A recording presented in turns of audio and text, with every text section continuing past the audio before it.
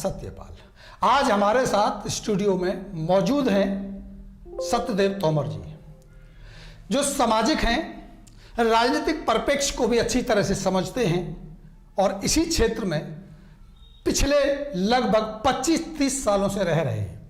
फरीदाबाद की राजनीति को भी, फरीदाबाद के सामाजिक परिप्रेक्ष्य को भी अच्छी तरह से समझते हैं। सबसे पहले स्वागत करते हैं सत्यदेव जी, आपका बहुत बहुत स्वागत है हमारे चैनल पर। धन्यवाद।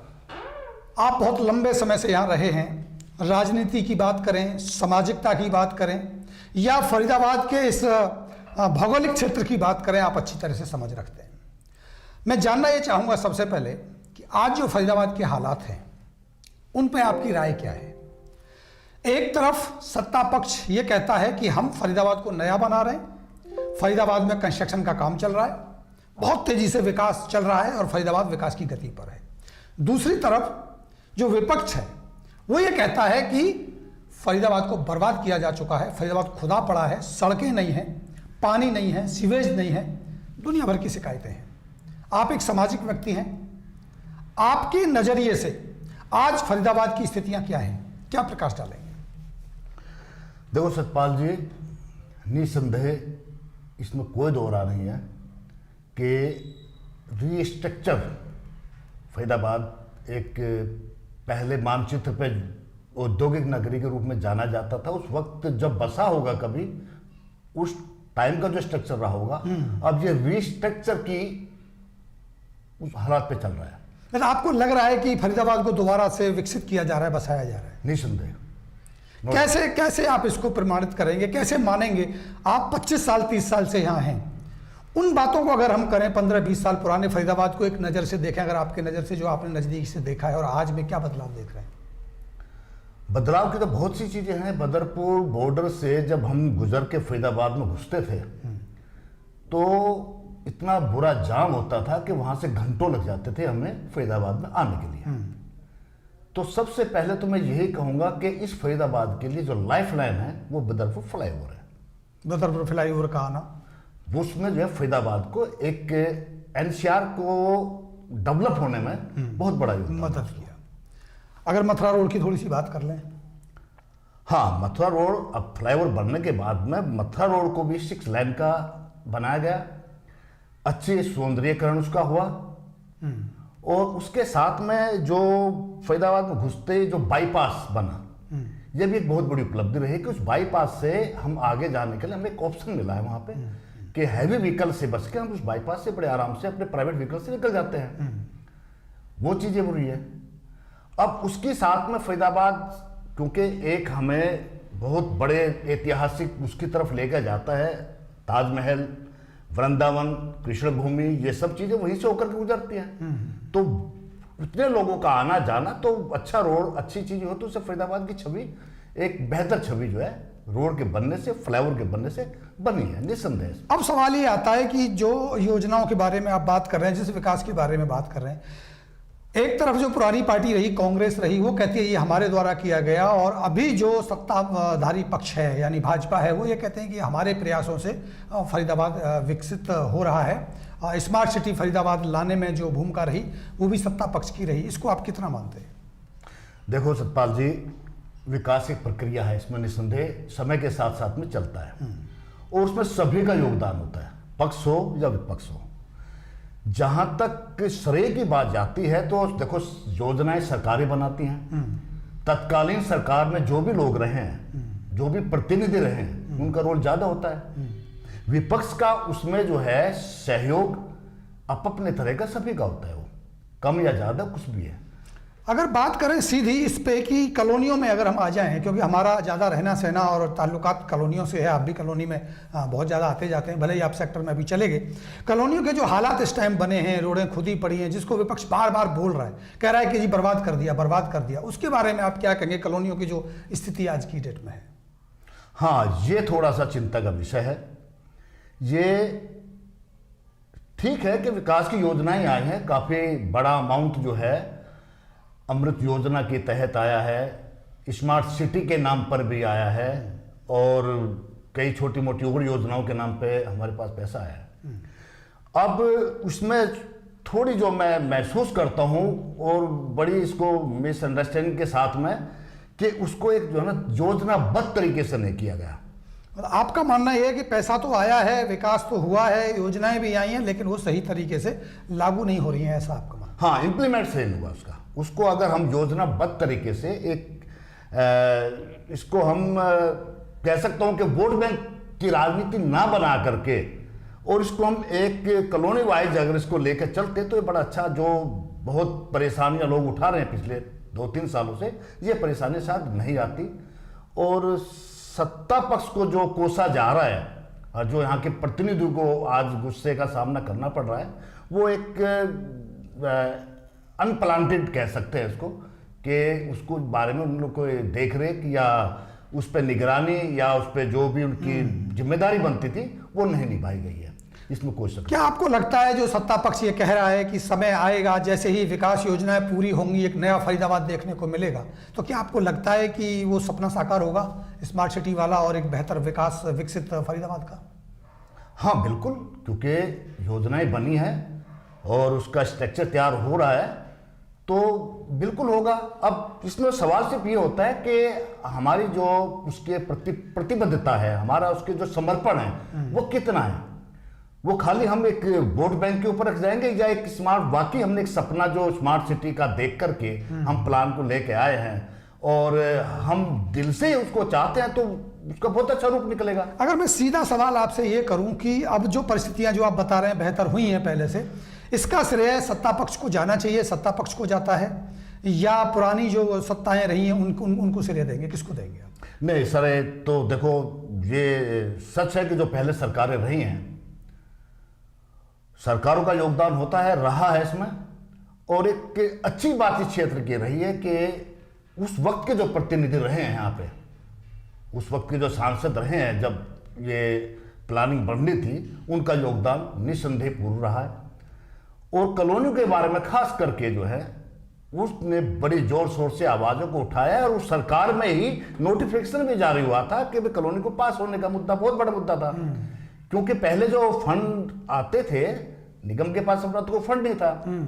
कुछ लोग यहाँ पे सामाजिक संस्थाएं थी, कुछ पॉलिटिकल लोग थे, कुछ और लोग थे, सब ने जा करके अपनी मांगे वहाँ पे उस टाइम सांसद अवतार बढ़ाना जी होते थे वहाँ पर रखते थे, उन्होंने अपना फंड भी दिया है। लेकिन अभी जो काम ज़्यादातर हम देख पा रहे हैं, जैसे कि हम देखें कि अगर सीवेज की व्यवस्था हो रही है, अमृत योजना आई, या हम बम्बई एक्सप्रेस हाईवे की बात करें, या हम और अलग तरह के संयंत्र बहुत सारे लगाए जा रहे हैं, बिजली पे काम हो रहा है, और अगर मैं बात करूं तो बड़खल झील को लेकर के काम हो रहा है, यानी हमारे इंफ्रास्ट्रक्चर को जो डिजाइन करने का, स्मार्ट सिटी की जो बात अभी हो रही है, तो ये सारी योजनाएं तो मुझे ऐसा लगता है इनके कार्यकाल की हैं जो अभी सत्ता पक्ष है। नहीं, इसमें इम्प्लीमेंट हुआ है। बाकी योजनाएं तो देखो, कोई भी योजना जब बड़ी योजनाएं होते हैं वो कभी भी जो है 2-4 साल के अंदर नहीं होती, उसका बहुत पहले खाका खींचा जाता है, उसका सर्वे भी होता है। तो ये सुगबुगाहट तो पहले से थी, ये सब चीज़ों का फ्लाईओवर हो, मेट्रो रेल हो, ये सब चीज़ें वो सिर्फ पहले से भी चला है। अब उसमें कुछ चीज़ें चेंजमेंट जरूर की है, इन लोगों ने अपना भी योगदान, इन लोगों का भी योगदान है, ऐसा नहीं कि नकारा जा सकता, नहीं नकार सकते बिल्कुल भी, और नकारना भी नहीं चाहिए। योगदान इनका भी है, योगदान उनका भी था, योगदान इनका भी है। अब राजनीति करने वाले लोग राजनीति करते हैं, वो बातें अलग। अब सत्ता पक्ष को अगर हम नंबर दें आपके एक हैसियत से कि आप एक सामाजिक है ना कि एक पॉलिटिकल है, पॉलिटिकल पक्ष की बात नहीं करेंगे, 10 में से अगर आपको नंबर देना हो तो कितने नंबर आज आप सत्ता पक्ष को देंगे? मैं 5 नंबर दूंगा, यानी आधा दोनों का योगदान। यस। चलिए अगले सवाल पे आते हैं। अगला सवाल हम लेंगे कि जो फरीदाबाद है, दिल्ली एनसीआर है, यहाँ हमारा नोएडा भी आता है, फरीदाबाद भी आता है, गुड़गांव भी है, और उधर सोनीपत, पानीपत ये भी आते हैं। अगर हम सामाजिक दृष्टिकोण से देखें फरीदाबाद को, कैसी स्थिति है फरीदाबाद की सामाजिक तौर पर? जैसे अगर मैं सीधा स्पष्ट बात करूं अपनी कि कई जगह इलाकों में बाहुबली देखे गए, बदमाशी देखी गई, उस लिहाज से आप फरीदाबाद को कितना सुरक्षित मानते हैं और किस तरह आपकी विचारधारा है, क्या मानते हैं आप? बहुत बढ़िया। एनसीआर के अंदर आपने पड़ोस में जैसे नोएडा था, आपका गाजियाबाद था, बहुत बदनाम रहे हैं, गैंगवार, तो वहाँ एक भय होता था, बदमाशी रही है, वो बात करें। बिल्कुल गैंगस्टर हुए हैं वहाँ पे, तो लोगों के लाइन ऑर्डर की बहुत बड़ी समस्या उन लोग वहाँ पर रही है। फरीदाबाद इसमें जो नंबर 1 पर रहा है। कई बार सवाल ये उठते हैं कि लोग बाहर से आए हैं, लोकल के लोग उनको दबाते हैं, उनकी आवाज़ उठाने नहीं देते, क्या फरीदाबाद में ऐसा देखने को मिलता है? नहीं, बहुत कोऑपरेटिव है। और यहाँ पे अच्छी बात यही है कि पूरी तरह से जो ना जो एक दबंगई वाली बात है वो यहाँ पे नहीं है, वो नहीं देखने को मिली। जातिगत भी किसी तरह का कोई दबाव प्रभाव देखने को नहीं मिला। नहीं, कुछ नहीं है। अगर मैं वही सवाल आपसे पूछूं कि 10 में से अगर नंबर देने हो सामाजिक सुरक्षा की दृष्टि से, तो कितने नंबर आपके बनते हैं? हाँ बिल्कुल, 10 में से 10 दूंगा मैं। 10 में से 10 नंबर आप फरीदाबाद को इसलिए बिल्कुल, देंगे बिल्कुल। जो माहौल एनसीआर में जगह जगह देखने को मिला वो शायद यहाँ सुनने को नहीं मिला। आ जाते हैं एक और सवाल पर, राजनीतिक दृष्टिकोण से जो आज की परिस्थितियां बन रही हैं। नगर निगम का चुनाव होने को है, वैसे तो 5 साल पहले चुनाव 1 साल पहले हो जाना चाहिए था, 5 साल पूरे हो गए, 6ठा साल चल रहा है, चुनाव नहीं हो रहे हैं। राजनीतिक दृष्टिकोण से अगर चुनाव होते हैं तो क्या स्थिति रह सकती है फरीदाबाद की? क्या सत्ता पक्ष यानी भाजपा 45 में से कितनी सीटें ले सकती है? उस सब पे चर्चा विस्तार से चाहूंगा कि आज का राजनीतिक परिप्रेक्ष्य क्या है फरीदाबाद का। देखिए सतपाल जी, राजनीतिक परिप्रेक्ष्य की बात जहां तक है, जो सत्ता होती है दबदबा तो होता ही है उसका, उसमें कोई दो राय नहीं। लेकिन चुनावों में तो दबदबा खत्म हो जाता है ना। हाँ, चुनाव की दृष्टि जहां तक आती है, जहां पे लोगों को अपना मत देना होता है, क्योंकि लोगों का मत अपना मत होता है, वो उसमें कोई दबाव की बातें नहीं होती। तो वहां पे सब तरह के जो है आदमी हर कोण पे सोच के चलता है वो, कि पार्टी का अपना आधार क्या है, उसके जो प्रतिनिधि है, उसके जो कैंडिडेट है, उनका कितना समर्पण भाव है क्षेत्र के प्रति, और पार्टी का तो एक अपना लेवल होता ही होता है, इसमें कोई दो राय नहीं है। तो अब जो हालात बने हुए हैं, फिलहाल जो हालात बने हुए हैं, इस पर बात अगर जो है स्पष्ट की जाए तो अभी तो इतना मैं स्पष्ट नहीं कर पाऊँ, क्योंकि कैंडिडेट का भी जो है क्लियर नहीं है। ये चीज़ें जो है ना उस वक्त होते हैं, कैंडिडेट बहुत बड़ा महत्व रखता है। लेकिन पार्टी लेवल पे बात करें, दिल्ली एनसीआर है, दिल्ली में आम आदमी पार्टी की सरकार है विधानसभा में, और लगातार अभी उन्होंने वहाँ से एमसीडी भी जीता है। नगर निगम के चुनाव होने हैं, लगातार देखने को मिल रहा है कि आम आदमी पार्टी बहुत तेजी से आगे बढ़ रही है, लोग ज्वाइन कर रहे हैं। क्या आपको लगता है त्रिकोणीय माहौल बन सकता है, त्रिकोणीय संघर्ष हो सकता है? नहीं, त्रिकोणीय क्या? हाँ, त्रिकोणीय कैसे वैसा? आम आदमी पार्टी को मतलब किस लेवल पे आप देख रहे हैं? कुछ नहीं है वैसा कुछ। देखो, ये चीजें क्या होती है कि चुनाव एक ऐसी चीज है, खास करके इसका आकर्षण युवा वर्ग में बहुत ज्यादा बढ़ गया। युवा वर्ग जो है थोड़ा सा आकर्षित, एक इसकी ग्लैमर टाइप सा। तो युवा ही तो सरकार और सत्ता बदलता है। वो सत्ता बदलना, वो सोच, वो परिवर्तन आता है कि आप किसके मुद्दे को लेकर के, किसी बात को लेकर के आता है। मुद्दे हैं, बिजली का मुद्दा है, पानी का मुद्दा है, लगातार वो शिक्षा की बात कर रहे हैं। लेकिन उसका पार्षद से क्या लेना देना वैसा? वो पार्षद क्या होता है? पार्षद की क्या जिम्मेदारी है, क्या नीतियां बना सकता है वो पार्षद की? आज नगर निगम की बात करें अगर एमसीएफ में, उसके पास तो अपना देने के लिए तनख्वाह, अपने कर्मचारियों देने के लिए पैसे नहीं होते, उसके पास अपना कोई बजट नहीं होता। लेकिन आम आदमी पार्टी की जो राजनीति चल रही है आज फरीदाबाद में भी, वो लगातार बात तो यही हो रही है।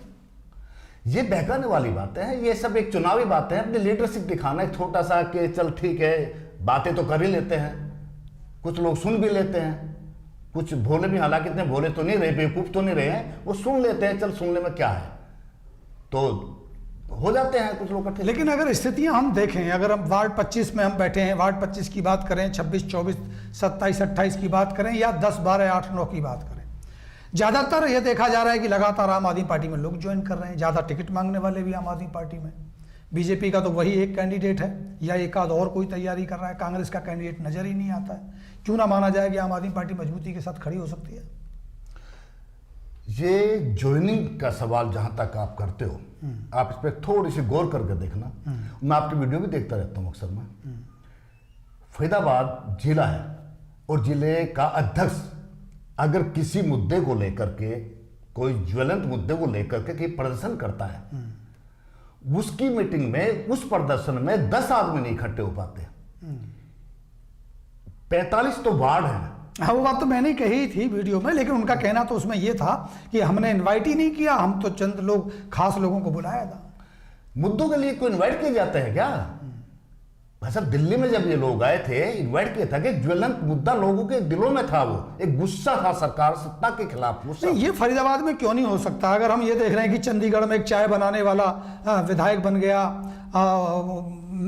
पार्षद बन गया, और वहाँ मोबाइल चलाने वाला विधायक बन गया पंजाब में, रिक्शा चलाने वाला दिल्ली में विधायक बन गया, तो ये फरीदाबाद में क्यों नहीं हो सकता? अब ये इसमें देखो, थोड़ा इसमें सोचने की बात है। थोड़ा सा आपने जो उदाहरण दिए हैं, ये उदाहरण आगे पेश करना परोसना बहुत अंतर होता है।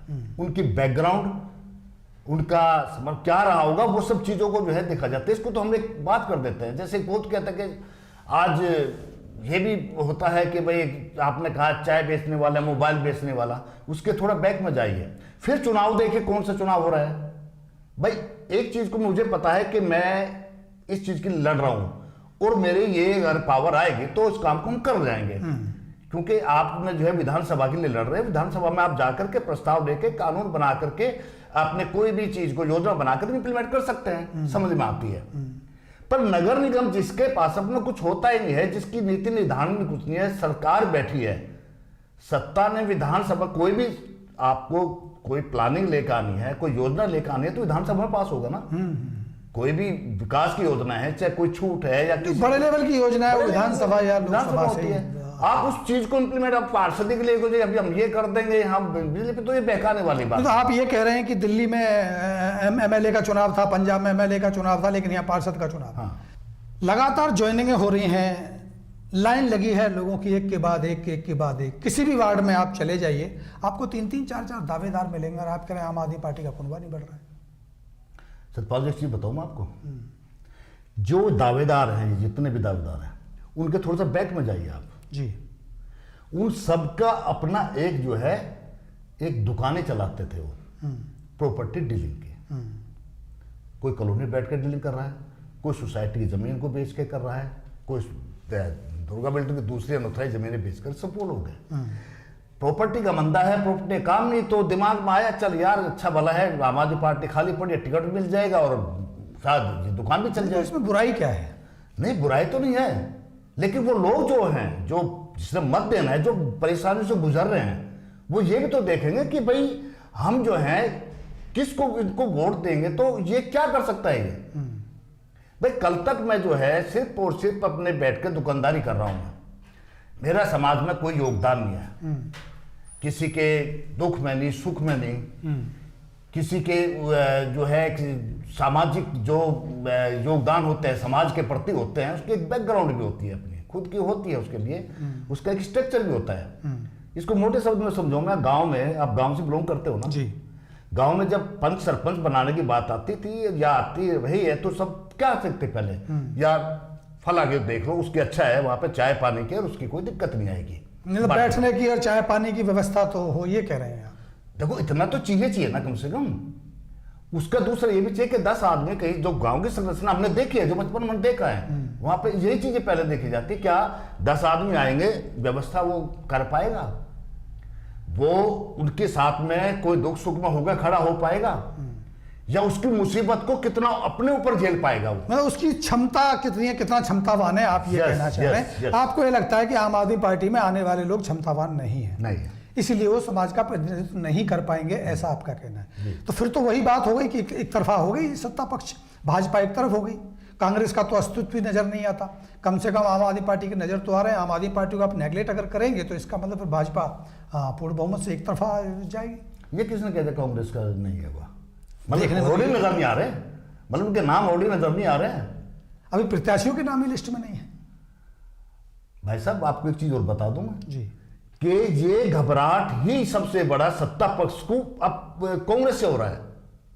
नहीं कैसे माने, अभी तो नेता भी रोड पे नजर नहीं आ रहे, कहीं कोई आवाज नहीं है। हमने कई बार इस पर सवाल उठाया कि विपक्ष में अगर कांग्रेस थी तो आंदोलन विपक्ष में कांग्रेस को करने चाहिए थे, कांग्रेस तो नजर आती नहीं है। हाँ, अगर राहुल गांधी के ऊपर कार्रवाई हो जाए, हाँ अगर सोनिया गांधी को नोटिस मिल जाए तो फिर भर भर गाड़ियां आंदोलन होता है। हाँ, वो इसमें ये थोड़ा, ये आप बिल्कुल ठीक कह रहे हो, इसमें थोड़ा फर्क है कि बड़े स्तर पे तो वो लोग जुड़ चुके हैं, बड़े स्तर पे उनका स्ट्रक्चर तैयार भी हो गया है, अब नीचे स्तर पे जो है लोगों ने अपनी कार्य कर रहे हैं। और मुझे तो ये भी नजर आ रहा है कि शायद इसी को देखते हुए चुनाव भी शायद मुझे लगता है तुम्हारे फरवरी के बहुत जल्दी चुनाव भी होने जा रहे हैं। नहीं, आपका कहना क्या है कि मतलब कांग्रेस के डर की वजह से अब चुनाव जल्दी से हो? बिल्कुल, चुनाव तो 1 साल वैसे ही लेट हो चुका है, ये 1 साल के 1 साल और लेट हो जाता है। तो अगर उनको जो है कोई डर ना होता तो ये तो 1 साल बाद भी हो सकता था, ये चला जाता है। लेट के पीछे उनकी क्या मानसिकता थी? सत्ता चल रही है, सरकार चल रही है, उनको क्या दिक्कत है? योजना के कहने के लिए योजना पर काम हो रहा है। अब उनके महत्वपूर्ण चुनाव उनके लिए इतना जरूरी ये चुनाव नहीं है, आगे विधानसभा और लोकसभा साथ होने हैं। तो आपको क्या लगता है फरीदाबाद की राजनीति को जितना अगर हम करीब से समझने की कोशिश करें तो चुनाव अगर होता है तो अभी भी आम आदमी पार्टी को दरकिनार करके कांग्रेस और भाजपा के बीच में मुकाबला होगा? बिल्कुल बिल्कुल, उन्हीं के बीच। आपको लगता है कि कांग्रेस अभी भी जिंदा है? कांग्रेस जिंदा नहीं है। ज्यादातर मैं आपको बताऊं जो बीजेपी में वर्कर काम कर रहे हो कांग्रेस वाले तो थे सारे, ये वही तो लोग हैं। बट वापस तो कांग्रेस में नहीं आएंगे ना? सब वापसी आएंगे भाई साहब। जहां को थोड़ा सा भी नजर आया ना कि हाँ अब हुए तो सब एकदम जो है पलटी मार जाएंगे। वो सारे सारे इसी तरह बैठे हो। तो अभी उनके बीजेपी में होने का कारण क्या है? कुछ भी नहीं है। वो तो एक आपने वो सुनी है कहावत जोड़ के, पीठ खुजलाना, तू मेरी खुजला मैं तेरी खुजला रहा हूं। तो वो लोग हैं कि ठीक है भाई चल रहा है, कभी उनके साथ में उन लोगों के साथ में अपना जो भी सत्ता सुख थे मलाई खा रहे थे, उनके साथ बैठ के खा रहे थे। अब ये लगा कि भैया ये तो जो है ना पतीला इस तरफ जा रहा है तो उस तरफ को चल दिए कुछ लीडर्स को छोड़ करके। और ये भी सच है जो मूल लीडर होता है ना किसी चीज का भी हो उसका उसको बेनिफिट मिलता भी है। आज फरीदाबाद के अंदर अगर वर्तमान के जो सांसद मंत्री जी हैं उनका जो इतने बड़े मार्जिन से है उसका परिणाम सिर्फ और सिर्फ ये है कि मूल रूप से है वो उनका उनको जो है सही मिला है, मिलता भी है वो। बाकी कुछ लोग जो हैं ठीक है जी उधर के उधर आते, वो उसकी पीठ खुजा रहा था, वो उसकी पीठ खुजा रहा था, तो उसका परिणाम तो देखो बड़े लीडरशिप में जो है उनको भुगतना। मतलब आपका कहना यह हुआ कि कांग्रेस वाले अभी शांत हैं या सत्ता पक्ष में जाके बैठ गए हैं मलाई खाने के लिए, और जब वक्त आएगा चुनाव का तो वो आके खड़े हो जाएंगे, ऐसा आपका मानना है? ये कह रहे हैं। आपको लगता है कि 45 वार्डों में से अगर आज की परिस्थिति में चुनाव होता है, जैसा कि सुगबुगाहट शुरू हो चुकी है, शायद फरवरी की बातें हो रही हैं लेकिन ऐसी बातें हमने कई बार सुनी है, इसके पीछे सत्ता पक्ष की कोई राजनीति है, चुनाव होगा नहीं होगा हम अभी भी गंभीर नहीं है। कई बार हमने देखा हर 2 महीने में चुनाव होगा, रणनीति का हिस्सा हो सकता है। खैर मान लेते हैं कि चुनाव अगर हो जाता है आज की परिस्थिति में, आपको क्या लगता है 45 में से कितनी सीटें कांग्रेस ले सकती है, कितनी बीजेपी को जा सकती है, कितनी आम आदमी को जा सकती है? आपके अपने पर्सनल अगर ओवरव्यू को समझे तो। नहीं सतपाल जी, फिर वहीं पे मुझे नोट करना पड़ेगा अभी इसमें समय की जो है ना, क्योंकि कैंडिडेट जो है ना बहुत बड़े मायने रखेगा, जिसको हम सामने जो है फेस कर रहे हैं उसको बहुत बड़े मायने रखे। मुद्दे तो अपने हैं, वो तो जनता। कैंडिडेट तो तीनों पार्टियों की स्थिति है कि तीनों की क्लियर नहीं है। अभी तो भाजपा के भी क्लियर नहीं है, आम आदमी के भी क्लियर नहीं है, लेकिन जो माहौल कह रहा है, जो फरीदाबाद की स्थिति इस समय कह रही है कि अगर चुनाव होते हैं तो अगर पहला ही सवाल पूछो कि आम आदमी को कितनी सीटें जा सकती हैं, क्या अनुमान आपको लग रहा है? कुछ जगह उसको मिलेगी, कुछ वोट ऑफ परसेंटेज मिलेगा, कोई स्थिति बनेगी उसकी? देखो वोट ऑफ परसेंटेज तो कुछ हो सकता है, 2, 4, 5, 10% तक कहीं हो सकते हैं। ये सीट के मामले में, सीट के मामले में कोई नहीं है। मतलब 45/0 आप कहते हैं कि अभी भी आम आदमी पार्टी 45/0 पर खड़ी है। बिल्कुल। कांग्रेस की अगर यह बात कर लें तो अबे तो मुकाबला होगा। देखो मुकाबला जो है क्योंकि मुद्दे तो हैं। आज के अनुमान में क्या लगता है आपको? 5, 10, 15, 45, 44 कुछ तो आपका ये अभी मेरे लिए जो है ना बड़ा मतलब कहीं ना कहीं संशय है कि कांग्रेस अभी भी उस स्थिति में, मतलब आपको लग रहा है कि कांग्रेस बैठी तो है लेकिन वो खड़ी हो सकती है, अगर हो गई तो सीट ले जाएगी, नहीं हुई तो फिर स्थिति नहीं। ये बिल्कुल है, जैसे विधानसभा का मामला अगर होते हैं जब से 1 साल के बाद में स्ट्रक्चर दिया कि कन्फर्म है। अब यहाँ पे क्या हुआ कि संगठन ऊपर बढ़ा के नीचे जो संगठन थे को चुनाव जीतने के लिए संगठन का होना बहुत जरूरी है। आपको संगठन बनाना पड़ता है और संगठन के लोगों को जो भावी उम्मीदवार होते हैं उनको पब्लिक में जाना। कांग्रेस के पास समय कहाँ बचा संगठन बनाने का? तो अगर चुनाव फरवरी में हो जाएंगे तो संगठन बचने का समय नहीं है, तो टिकट बांटने का समय नहीं बचेगा। हाँ तो यही तो कमजोरी पड़ेगी इनको। यही क्या यही राजनीति भारतीय जनता पार्टी को मुकाम पे खड़ा नहीं करेगी? हाँ बिल्कुल यही कर सकते हैं। इसलिए चुनाव जब भी जल्दी होंगे, इसलिए चुनाव भी जो मुझे लग रहा है वो चुनाव इसलिए जल्दी होगा, उनका स्ट्रक्चर क्या नहीं हो पाएगा। अंत में एक राष्ट्रीय सवाल ले लेते हैं कि राहुल गांधी अभी यात्रा पे हैं, भारत जोड़ो यात्रा चल रही है, भारत टूट गया है आपकी नज़रों से, भारत जोड़ो यात्रा जो राहुल गांधी की चल रही है, क्या लगता है आपको वो अपना मैसेज जनता तक पहुंचा पा रहे हैं? बिल्कुल पहुंच रहा है। 2024 में इसके कुछ परिणाम देखने को बिल्कुल मिलेगा। बिल्कुल मिलेगा। कहीं आप कांग्रेस के प्रति आपका झुकाव जैसे नजर आ रहा है शब्दों से, कहीं लगाव तो नहीं है आपका कांग्रेस के साथ? नहीं नहीं नहीं, मुझे पॉलिटिकल पार्टी से लगाओ, सभी पार्टियां हैं, सब देश के लिए काम करती हैं और हम राजभक्त लोग हैं। हमारा नजरिया अगर समाज के प्रति है तो हमारे देश के प्रति भी उतना ही है। फरीदाबाद से जब राहुल गांधी की यात्रा निकलती है, बहुत बड़ी तादाद में लोग वहाँ उमड़ते हैं, मैंने खुद कवर किया कि लोग आए थे, लेकिन माना यह जा रहा था, कुछ जो राजनीतिज्ञ थे उनका मानना यह था कि इन लोगों के आने का कारण ये था कि भारतीय जनता पार्टी चाहती थी कि कांग्रेस मजबूत हो जाए, कहीं आम आदमी पार्टी उनको झटका ना दे दे, इसलिए उन्होंने मदद करी। क्या ये बात सही है? नहीं नहीं, वैसा भी कहीं में उठता, क्योंकि हरियाणा का जो परिदृश्य है ना, राजनीति जो परिदृश्य है, उसमें पार्टी की टिकती नहीं है। तो राहुल गांधी को देखने के लिए लोग आए या वाकई कांग्रेसी लोग सड़क पे आए? सारे कांग्रेसी सड़क पर आए, टोटल जिसकी भावनाएं थी वो भावना वाले लोग जब वहां सड़क पर थे, वही तो एक बड़ी चीज है सोचने की कि उन लोगों को अगर आप जो है रात को मीटिंग होती है, सुबह फिर 6 बजे जाए तो 6 बजे जाए सड़कों पे जाके खड़े हैं। आपको लगता है कि भारत जोड़ो यात्रा जो फरीदाबाद से गुजरी, इसका प्रभाव कहीं ना कहीं नगर निगम के चुनावों में देखने को मिल सकता है? पूरे भारत में इसका असर जा रहा है और हर दृष्टिकोण पर जाएगा। ये राजनीतिक, सामाजिक, हर तरह से इसका असर होगा। अगर इस हिसाब से हम समझे तो फिर तो भारतीय जनता पार्टी को अभी मेरे ख्याल से चुनाव सत्ता पक्ष को कराना ही नहीं चाहिए और डिले करना चाहिए उसको। नहीं, उस वक्त तो फिर ये और ज्यादा मजबूत हो जाएगा ना। मतलब आपको लग रहा है कि कांग्रेस अब जाग रही है और वो अपनी वो उसे समय मिल जाएगा अपने नेटवर्क को खड़ा करने का? बिल्कुल, उसको जो है वो एक चीज को उनको पता है कि यहाँ नीचे स्तर पे अभी हम नहीं पहुंच पाए हैं और वो अब अगला उनका जो टारगेट है वो यही होगा।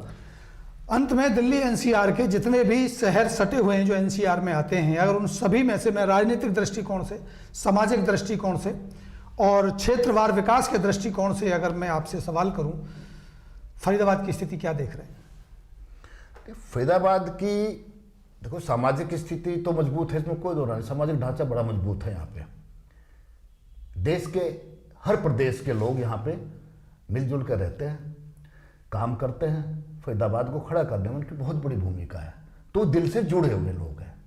आज कहने के लिए मूल रूप से मैं जैसे यूपी का हूँ, लेकिन फरीदाबाद मेरा अपना, मुझे ये कभी फीलिंग नहीं होती मैं यूपी का हूँ, फरीदाबाद मुझे अपना नजर आता है। तो ऐसे यहाँ पे बहुत से लोग हैं, बल्कि सभी हैं जिनको फरीदाबाद अपना नजर आता है। और जहाँ चीज़ अपनी नजर आती है उसका एक उससे जुड़ाव होता है तो वहाँ पॉजिटिव होती है, पॉजिटिविटी आती है वहाँ पे, वहाँ कोई ऐसी चीज़ नहीं है। तो सामाजिक स्थिति से बहुत मजबूत है ये। और विकास की दृष्टि में अंत में विकास की दृष्टि में, विकास से बोला है मैंने, प्रक्रिया है एक जो है निरंतर चलने वाली है, कभी तेजी से चलती है, कभी स्लो हो जाती है, कभी कभी उसमें कभी फरीदाबाद को फकीराबाद कहा जाने लगा था, उसका नाम रख दिया गया था कि फरीदाबाद हुआ करता था फकीराबाद हो गया। क्या फकीराबाद वापस अब फरीदाबाद के परपेक्ट में लौटेगा वापस? बिल्कुल लौटेगा, बिल्कुल लौटेगा, क्योंकि वो फकीराबाद जब था, वो कुछ नीतियाँ होती हैं, कुछ नेताओं की अपनी नीति होती हैं, उसको अपनी राजनीति करनी होती है, तो वहाँ पर उसका तो थोड़ा सा नफा नुकसान उठाना पड़ता है। अब एक को यहाँ पे अगर नुकसान हुआ तो बराबर मैं गुड़गांव को बहुत ऊंचे उठाए हूँ, तो वो चीज़ें तो एक समानांतर जो है चलती रहती है। चलिए, आपका बहुत बहुत धन्यवाद, आपने बड़ी बेबाकी से जवाब दिए। कहीं ना कहीं स्थिति स्पष्ट ये होती है कि अगर सामाजिक दृष्टिकोण से फरीदाबाद की स्थिति पर नज़र डालें तो निश्चित रूप से दिल्ली एनसीआर में पड़ने वाला फरीदाबाद सामाजिक दृष्टि से बहुत ही मजबूत है। अभी तक या किसी बाहुबली या किसी बदमाशी जैसी खबरें या यूँ कहीं कि धन बल और बाहुबल जैसे जो आरोप एनसीआर में लगते रहे, लोग कहते रहे कि प्रताड़ित किया जाता है बाहर के लोगों को, ऐसी स्थिति फरीदाबाद में देखने को नहीं मिलती। लेकिन कहीं ना कहीं राजनीतिक दृष्टिकोण से जो हालात अभी बदल रहे हैं तेजी से, उसका श्रेय भले ही पुरानी पार्टियों को सत्यदेव तंवर जी देते हों, यकीनन 15 साल से सत्ता पक्ष जो सत्ता में है फरीदाबाद को विकसित होते हुए देख रहे हैं, श्रेय जाता है, दोनों का जाता है। और अगर बात करें राजनीतिक दृष्टिकोण से, तो राजनीतिक दृष्टिकोण से भी स्थितियां अभी स्पष्ट तो नहीं है, लेकिन कहीं ना कहीं जो ये माना जा रहा था कि कांग्रेस का पतन हो गया है, फरीदाबाद में कांग्रेस नहीं बची है, ये बात बिल्कुल सही है कि कांग्रेस का खात्मा अभी शायद फरीदाबाद में नहीं हुआ है। आम आदमी पार्टी के आगमन की अगर बात करें तो आम आदमी पार्टी में जो लोगों का आना लगा हुआ है, जो अगर मैं सीधे शब्द का इस्तेमाल करूं तो शायद कोई अत्युक्ति नहीं होगी, 9 सिखियों की फौज जिस तरह से इकट्ठी हो रही है, क्योंकि लगातार समय मिला है फरीदाबाद में आम आदमी को काम करने का, लेकिन अभी भी वो स्थिति नज़र नहीं आती। लोग ज्वाइन कर रहे हैं, उनके पीछे कहीं ना कहीं टिकट की दौड़ है अगर टिकट आसानी से मिलने की संभावनाएं नजर आती है तो आम आदमी पार्टी में नजर आती है। अब देखना ये होगा कि अगर चुनाव फरवरी में होते हैं तो फरीदाबाद राजनीतिक तौर पर किधर करवट लेगा, अभी कहा नहीं जा सकता। वास्तविक स्थिति क्या होगी इस पर हमारी नजर बनी है, और भी लोगों के साथ, सामाजिक लोगों के साथ, राजनीतिक लोगों